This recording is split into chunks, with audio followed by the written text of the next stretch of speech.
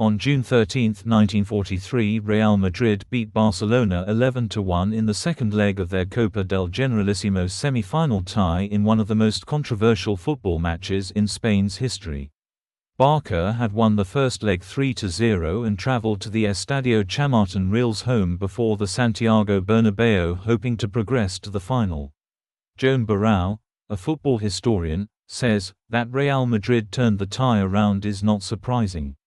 What is surprising is the result, which perfectly explains that it was in reality a humiliation, a spectacle more akin to what could be seen in a Roman circus than at a football match.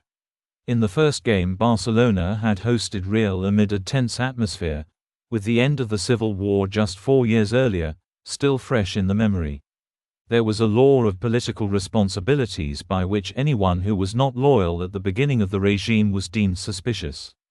Barão explains. But Barcelona's fans were wound up by Real Madrid's roughhouse tactics, which the Catalan club's players also took exception to during a second leg which was played out in a particularly toxic atmosphere in the Spanish capital.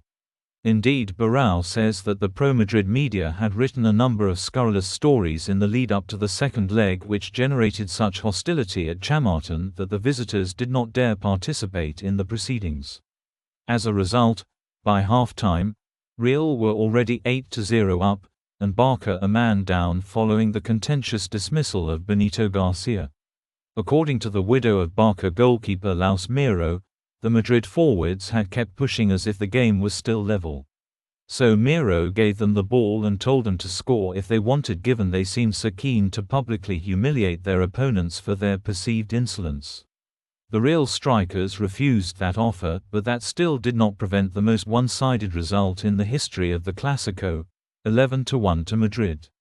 It is remembered as the match of shame, Barão explains. A result that Real Madrid have never boasted about because it hides one of the worst ghosts from Spain's darkest days. Several members of the Barca squad and coaching staff have subsequently claimed that they were threatened by police before the kickoff and that they had been left so disgusted by what unfolded in the opening 45 minutes that they did not want to go back out for the second half.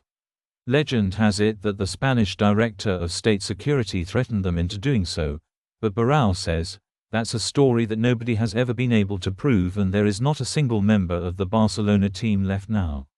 But it's obvious that in order to score 11 goals, you have to play against a rival that is absent, because it is not something normal at all. If you liked this video and want more such content, please like and share the video, and subscribe to the channel.